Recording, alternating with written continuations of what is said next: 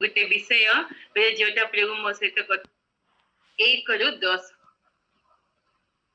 द्वितीय राजावली 2 अध्याय 1 एटी एलियंकर आ एलिशांकर दुई जन भविष्य वक्ता अछंती ताके सेपरेशन होचंती। ए सेपरेशन हमको गोटे आत्मिक जीवन रे चारिटा स्टेज को देखागो। टिके भूल हेई पारे आपण बुझी पारिबे प्रभु सहाय्य करिवे बे टिके से वर्ड्स जाको मु प्रिपेयर करे बहुत टाइम लागिला आ प्रभु सहाय्य स्टेजेस आत्मिक जीवन रे चारिटा स्टेजेस विषय हम सिकिबा। द्वितीय राजावली 2 अध्याय 1-10 मु पढुछि। एही उत्तारे सदा प्रभु एलियंकु गुर्नी वायु रे स्वर्ग को घेनी जीवा पाए उद्यत हुअन्ते। एलियो एलिशाको सहित गिलगलरु गले। पुनि एलियो एलिशाको कहिले मु विनय करूअछि तुंबे एठारे था कारण सदा प्रभु मते बेथेल पर्यंत पठाई अछंती। तहिले एलिशाए कहिले सदा प्रभु जीवित थिबा प्रमाणे ओ आपनको प्राण जीवित थिबा प्रमाणे मु आपनको छाड़िबी नाही। तहु से माने बेथेल को गले। सेते बेले बेथेल निवासी भविष्य वक्ता गणर पुत्र माने एलिशाको निकट को बाहरी आसी तांको कहिले आज सदा प्रभु तुम मस्तक तुम प्रभु को नहीं जिबे बोली तुम्बे कौन जानो छ। तहु से कहिले हां मु जानो अछि तुम्बे माने तुनी हुओ। ए उत्थारे एलियो तांको कहिले हे एलिशाए मु विनय करू अछि तुम्बे एठारे थाओ कारण सदा प्रभु मते जिरिह को पठाई अछंती। एथिरे से कहिले सदा प्रभु जीवित थिबा प्रमाणे ओ आपनको प्राण जीवित थिबा प्रमाणे मु आपनको छाड़िबी नाही। तहु से माने जिरिह को गले। एथिरे जिरिह निवासी भविष्य वक्ता गणर पुत्र माने एलिशाको निकट को आसी तांको कहिले सदा प्रभु आज तुम मस्तक तुम प्रभु को नहीं जिबे बोली तुम्बे कौन जानो छ। से उत्तर कले हां मु जानो अछि तुम्बे माने तुनी हुओ। ए उत्तरे एलियो तांको कहिले मु विनय करू अछि एठारे था कारण सदा प्रभु मते जर्दन को पठाई अछंती। तहु से कहिले सदा प्रभु जीवित थिबा प्रमाणे ओ आपनको प्राण जीवित थिबा प्रमाणे मु आपनको छाड़िबी नाही। एथिरे से दुहे अग्रसर हेले। पुनि भविष्य वक्ता गणक पुत्र मानक मध्य 50 जन जाई से मानक सम्मुख रे दूर रे ठिया हेले आउ से दुहे जर्दन निकट रे ठिया हेले। एथिरे एलियो अपना वस्त्र नहीं एकत्र गुडाई जल को आघात कले। तहिरे जल ए पाके से पाके विभक्त होई जानते से दुहे शुष्क भूमि देई पार होई गले। पुनि से माने पार होई गला उत्तारे एलियो एलिशाको कहिले मु तुंबो पाए कोन करबी यहा मु तुम निकट को अनुरित हेबा पूर्वरु माग। तहिरे एलिशाई कहिले मु विनय करूअछि आपनक आत्मार 2 गुण अंश मो उपरे बर्तु। एथिरे से कहिले तुंबे दुस्साध्य विषय मागिल तथापि मु तुम निकट को अंतरित हेबा बेले जेबे तुम्बे मते देखिबो तेबे तुंबो प्रति तद्रूप वर्तिबो मात्र ताहा न हेले वर्तिबो नाही। प्लीज प्रभु ये वाक्य आमे समस्त को आशीर्वाद करंतु। महान परात्पर जीवित परमेश्वर बापा आमे तुमको धन्यवाद करूछु प्रशंसा करूछु। द्वितीय राजावली 2 अध्याय 1-10 पर्यंत वाक्य प्रभु भांगिबा समय प्रभु मो मुख को शुचि करो पवित्र करो तुम्हारी कथा मो मुख रे रखो समस्त सहित तुम्हें कथा कह सब महिमा गौरव तुम पा यीशु को नाम रे प्रार्थना मागुछि पिता आमेन आमेन। एटी 2 अध्याय 1-10 एलियो इबे गुल्मी वायु रे स्वर्ग को जीवा समय आसी गलानी। एलिशाई को सब दायित्व दे कि जीवार अछि। एलिशा कोन मागी छंदी एते दूर गिलगाल बेथेल बेथेल जर्दन सॉरी जिरिह जर्दन केते दूर चलीबा को हेले भी से हां बे कहै मु आज तुमको छाड़िबी नाही बेले। लास्ट एलियो पछले कोन दरकार अछि तुमको मु जीवा पूर्व मते तुमे मागो ଆତ୍ମାରେ 2 ଗୁଣ ଅଂଶ ମୋ ଉପରେ ବଢୁ ବୋଲି କହିଲେ। ଆତ୍ମାରେ 2 ଗୁଣ ଅଂଶ, ତୁମରି ଆତ୍ମାରେ 2 ଗୁଣ ଅଂଶ ମୋ ଉପରେ ବଢୁ ବେଳେ ତୁମେ କେତେ କାର୍ଯ୍ୟ ପ୍ରଭୁଙ୍କ ପାଇଁ ସେବା କଲ, ତାର ଅଧିକ ଡବଲ ମୁଁ ସେବା କରିବା ପାଇଁ ଇଚ୍ଛା କରୁଛି ବୋଲି ଏଲିଶା ମାଗେ। ନାଇଁ କି କେତେ ବଢିଆ ଡିଜାୟାର ତାଙ୍କର ଇଚ୍ଛା। ଆମେ ଏମିତି ମାଗୁଛୁ, ଆମେ ଶାରୀରିକ ବିଷୟରେ ବେଶୀ ମାଗିଥାଉ, ମତେ ଆତ୍ମିକ ବିଷୟରେ ଆଉ ପ୍ରଭୁଙ୍କ ସେବା ପାଇଁ ମାଗିଛନ୍ତି। ଏଇଠି ଆମେ ଟାଇମ ବହୁତ କମ, ଏଇ ଟାଇମ ବହୁତ କମରେ ମୁଁ ସରେଇଦେବି। এই 4টা ଷ୍ଟେଜ ଆମର ଆଧ୍ୟାତ୍ମିକ ଜୀବନରେ 4ଟା ଷ୍ଟେଜକୁ ବୁଝାଏ।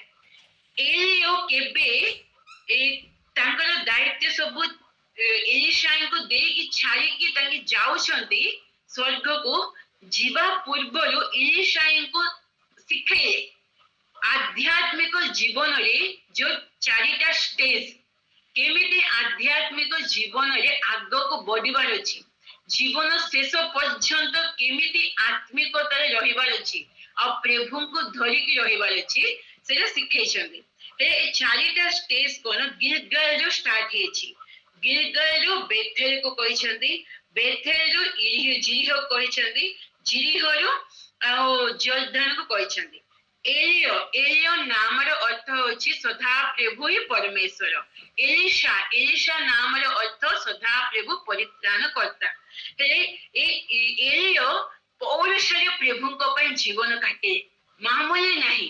ରାଜା ମାନଙ୍କ ସାମ୍ନାରେ ଯାଇକି ପ୍ରଭୁ ଯୋଉଟା କହିଛନ୍ତି ଧୈର୍ଯ୍ୟରେ କହିଛନ୍ତି, ସାହସରେ କହିଛନ୍ତି, ଆଉ ଇସ୍ରାଏଲ ମାନଙ୍କ ପାଖକୁ ବି ଯାଇକି ତାଙ୍କର ପାପ ଦୋଷ ବିଷୟ ସବୁ କହିଛନ୍ତି।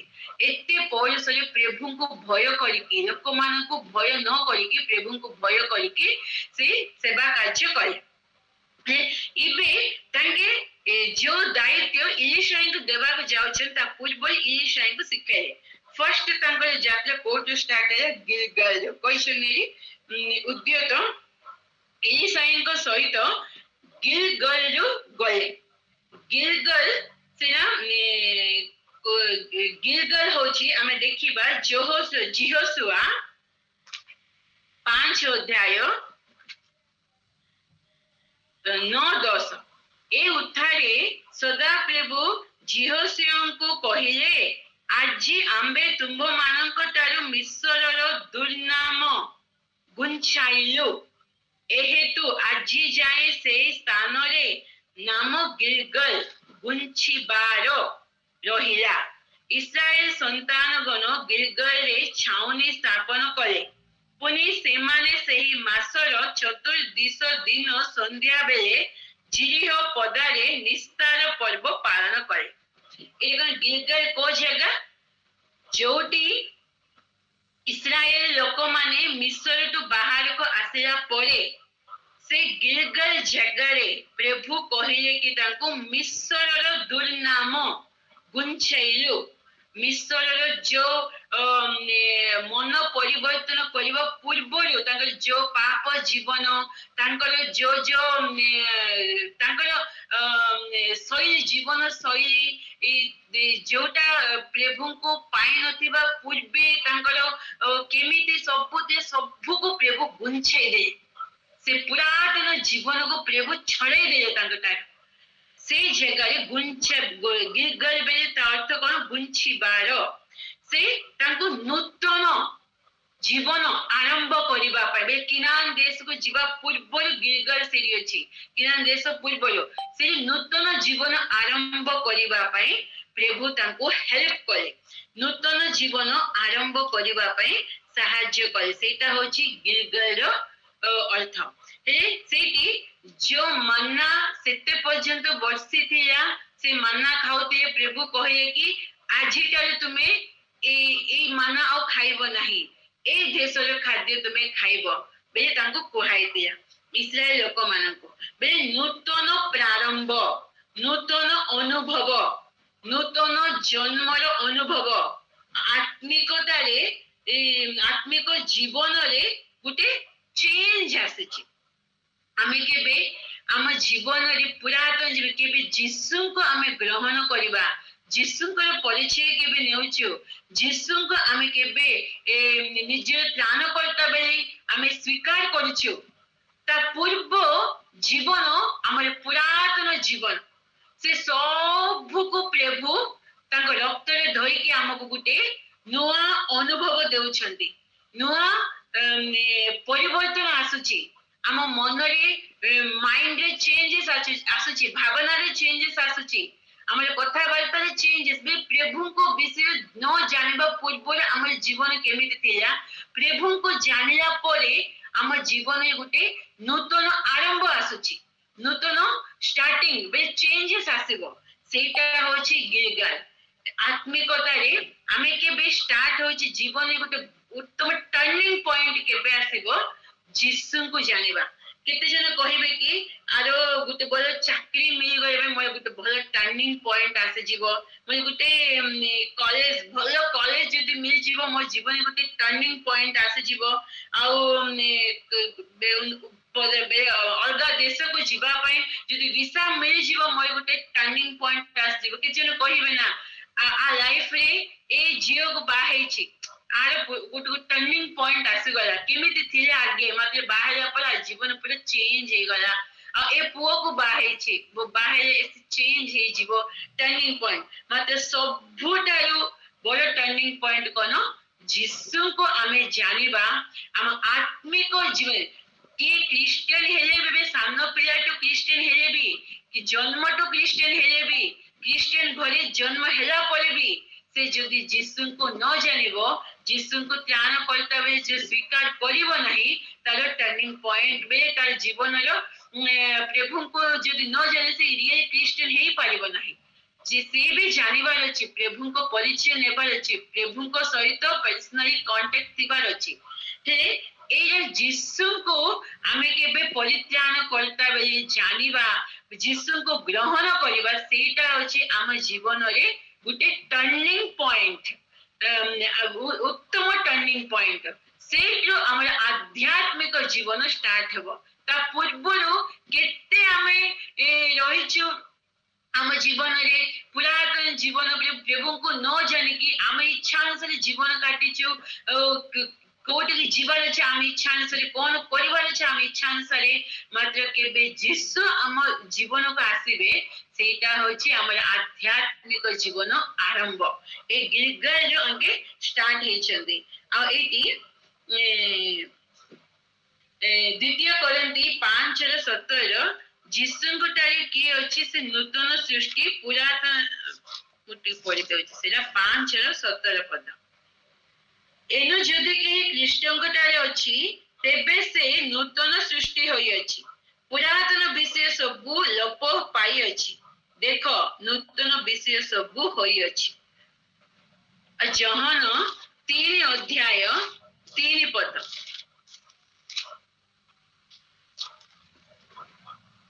ଯୀଶୁ ତାଙ୍କୁ ଉତ୍ତର ଦେଲେ, ସତ୍ୟ ସତ୍ୟ ମୁଁ ତୁମକୁ କହୁଅଛି, ପୁନର୍ବାର ଜନ୍ମ ନ ହେଲେ କେହି ଈଶ୍ୱରଙ୍କ ରାଜ୍ୟ ଦେଖିପାରେ ନାହିଁ।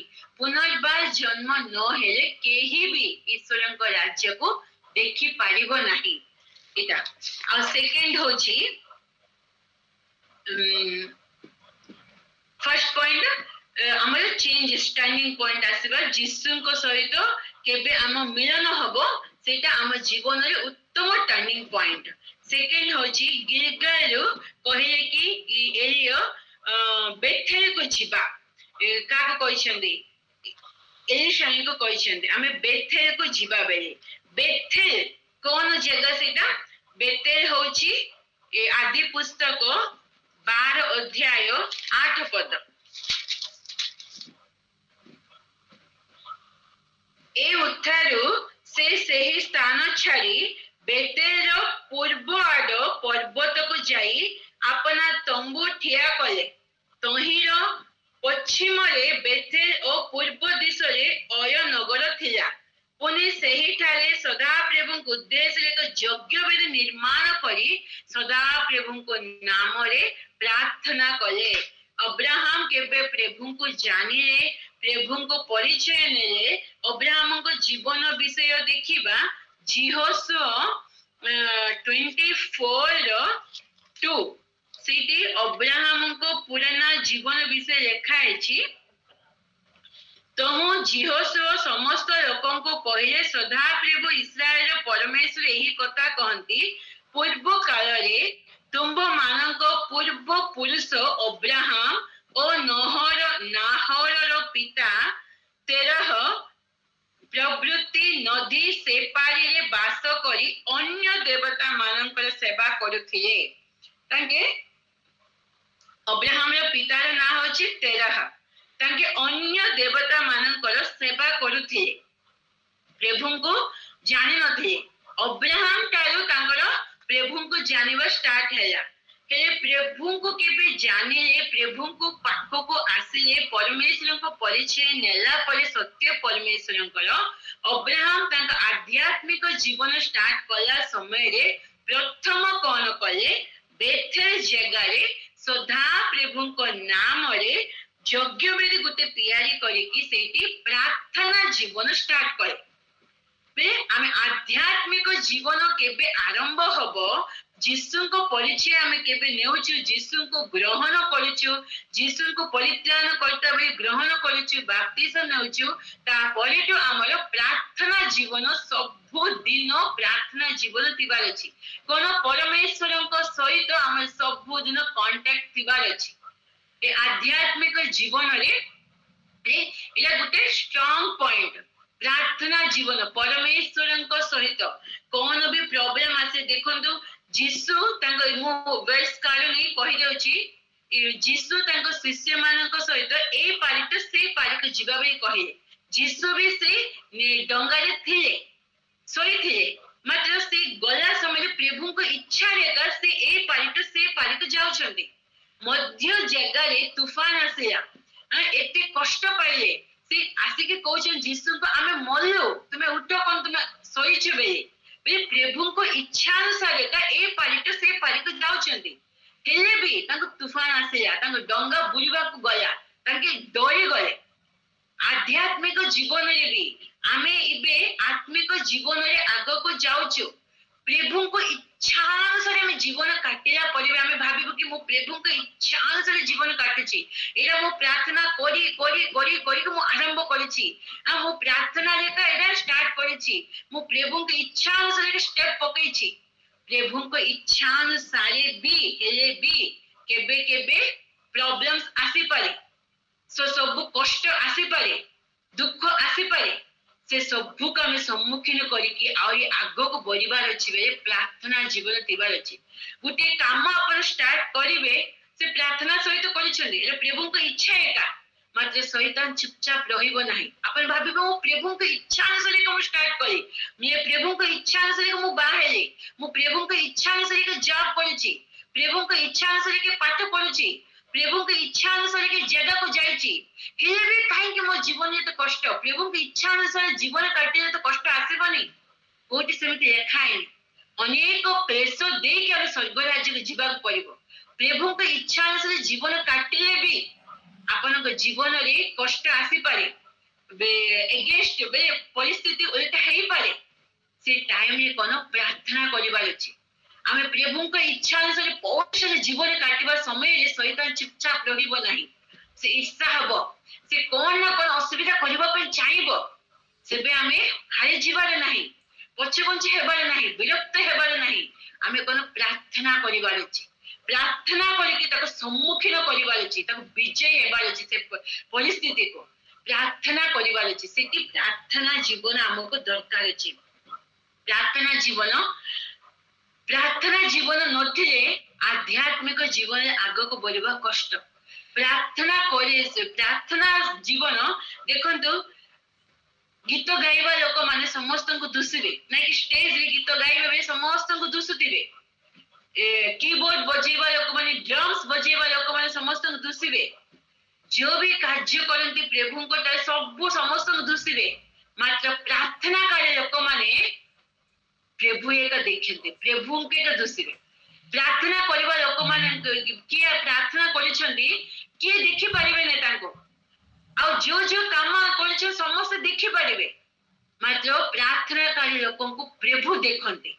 प्रार्थना आमे गुप्तरे जो प्रार्थना करूछु गुप्तरे रहिकी प्रभु को पाद तले बसुछु सेला प्रभु देखंती प्रभु हमको से शैतान रो बंधन रो शैतान रो चातुरीटारो हमको रक्षा करिवे एटा होची बेतेल अनुभव आध्यात्मिक जीवन रे सेकंड स्टेज बेतेल अनुभव ए अनुभव हम समस्तंकर थिबार अछि आध्यात्मिक जीवन रे आहुरी उन्नति आगे जीवार अछि आध्यात्मिक जीवन आहुरी स्ट्रांग ऊपर उठिबार अछि बेले बेथेल अनुभव हमर थिबार अछि तापरे 3 नंबर होछि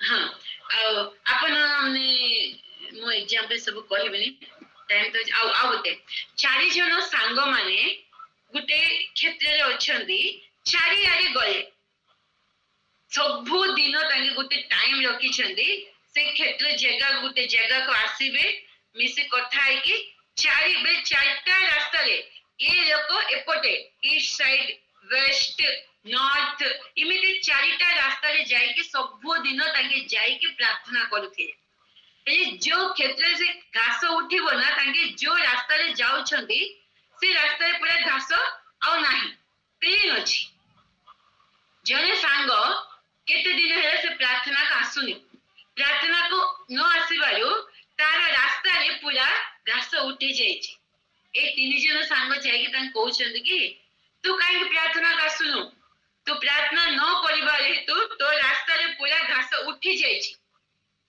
सब कंटा उठिछि बे आमे केबे प्रार्थना जीवन बंद कर देबा हमर जीवन रे सब उलट पलट हे जिवो सब कंटा जो मलिन विषय जो शैतानिक विषय सब उठिबो प्रार्थना जीवन कंटिन्यू थिला समय हम प्रभु को सहित से सहभागिता रे हमर आध्यात्मिक जीवन सुंदर थिबो आहुरी उत्तम भाव रे आत्मा रे हमें बॉडी पाइबो आत्मा को फल रे हमें फलवान हे पाइबो थर्ड होची जिरिह सेटा जगत को दर्शाए जगत जिरिह कोन पाप को जगत को दर्शाए हेले एटी आपण केते बढ़िया आत्मिक जीवन रे आग को जानतो जागतिक प्रलोभन आसीबो शैतान केते प्रकार प्रलोभन देखे के आपण पकेबा पे चेष्टा करिवो जिरिह से प्रलोभन जाको से जो शैतान रो विषय सब आसीबो से सबु को हमें सम्मुखीन करके आगो को जीवार अछि आ से जिरिह जगहटा जिरिह रे जिरिह जगहटा इमिति जगहटा हमें केते बढ़िया आत्मिक जीवन रे आगो को बढ़िलेबी आत्मिक जीवन रे उत्थान पथान सहज हमें भाबिबानी कि ठीक बे मो एमिति जाउची बे सेमिति मो एंडिंग पर्यंत थिबो आत्मिक जीवन रे उत्थान पथान सहज सबु दिन गुटे प्रकार नथिबो आज इमिति अछि काली की भी इमिति थिबो बे गारंटी नाही से उत्थान पथान हेबा समय से बैलेंस लाइफ हमें बितेबा पे हमें सिखिबार अछि एटी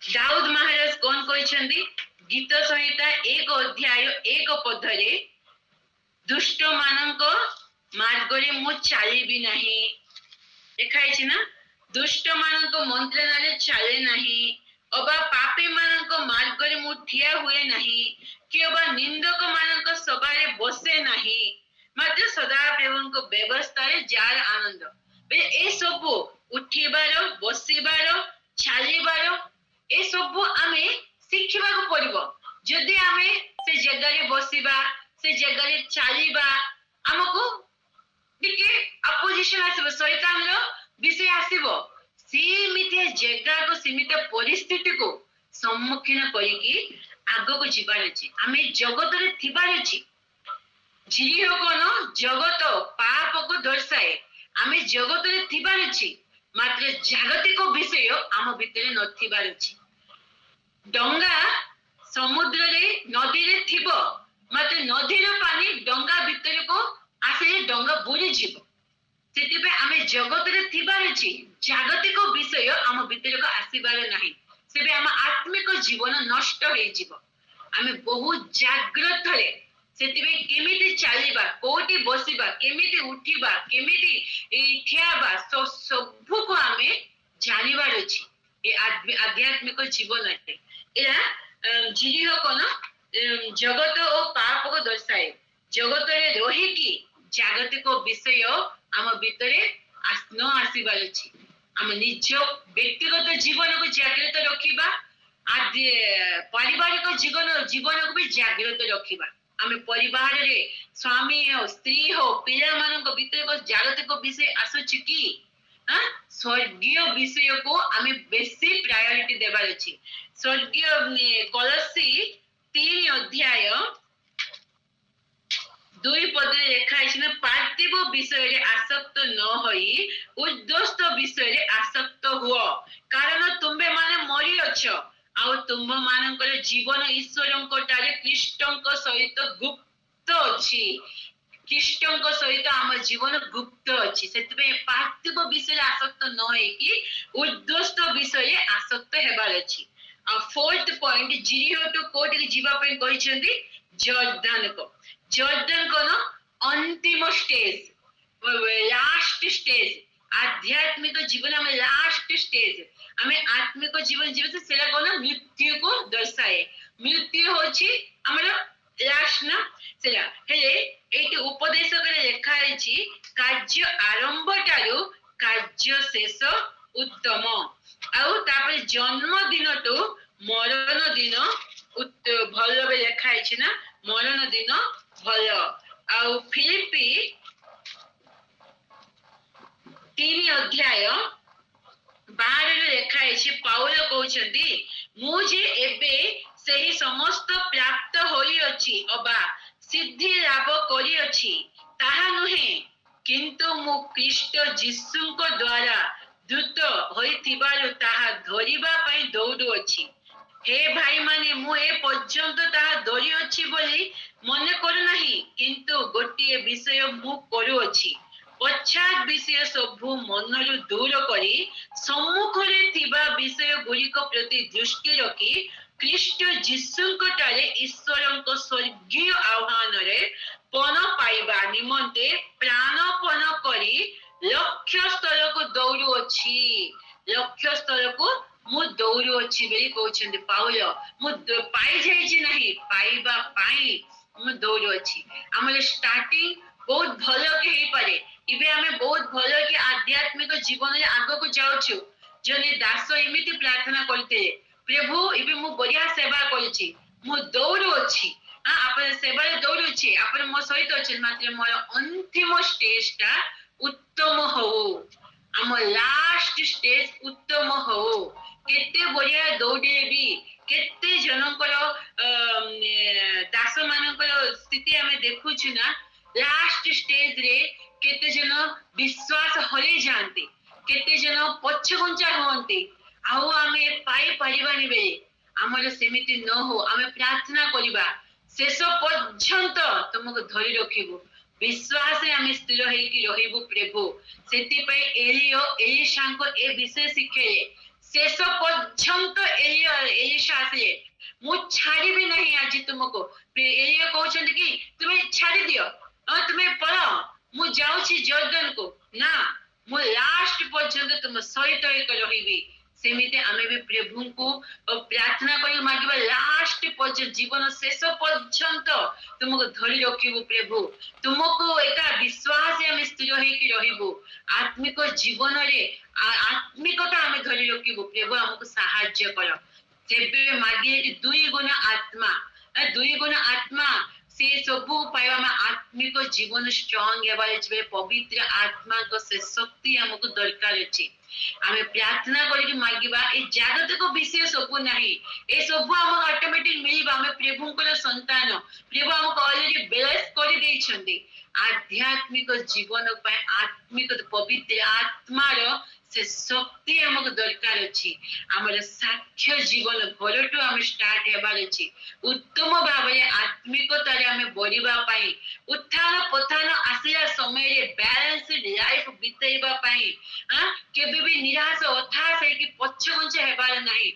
आगो के जीवार अछि आ से आगो को जीवा पे से पवित्र आत्मा को शक्ति हमको दरकार अछि हमें सेटा पे एलिशा केमिति मागे तुमरे दुई गुण आत्मा मते दियो सेमिति से दुसाध्य मात्र मु गला समय तो देखिबो बे से पाइबो बे कहिसंदी सेमिति हमें मागिबा प्रभु हमको देबे ए आध्यात्मिक जीवन रे धनी लोक विषय आम देखीचु राजा विषय देखीचु धनी लोक सब एंजॉय कला आ सब विषय से भी प्रभु संतान एका से ना किछि लेखाइनी सब एंजॉय कला आ जागतिक विषय सब विषय आशीर्वाद पाइछि जागतिक ब्लेसिंग पाइछि मात्र से गला कोदि के लास्ट रे से नरक को गला मात्र राजर जीवन सारे कष्ट पाइले भी तार गारे से केमिति से कुकुर माने से ताको चाटुतिले हेले भी से लास्ट केमि से स्वर्ग को गला अब्राहम कुल को गले ए केते कष्ट हेले भी जीवन रे ते मला परे प्रभु को पाक को गले सेटा होची हमर जीवन रे टिके कष्ट आसु क्लेश आसु किछि असुविधा नै एटा कोन 70 इयर्स 80 इयर्स मात्र सेटा अनंत जीवन से जीवन केबे शेष होबो नाही से जीवन रे आमे जीवार अछि सेतिबे लास्ट पर्यंत एलिशा को एलिया शिखे ए आध्यात्मिक जीवन रे इमिति स्टेज हैला समय रे फर्स्ट डे तुमे आमे से पुरातन जीवन को छाड़ीबार अछि प्रार्थना जीवन हमर थिबार अछि थर्ड पॉइंट जागतिक विषय प्रलोभन ए सब शैतान हमको देखाय हम पथभ्रष्ट करबा पाए से सब को प्रार्थना सहित विजय हेबार अछि आ अंतिम स्टेज रे कोन हमें शेष पर्यंत विश्वास स्थिर होइके रहिबा आ जो अनंत जीवन रे अधिकार हमें पाइबा प्रभु ए बात रे हमें समस्त को आशीर्वाद करंतु आमेन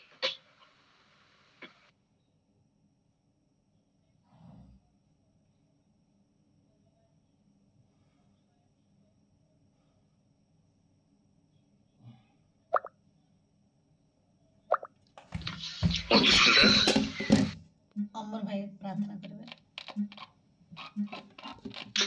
प्रार्थना करिबा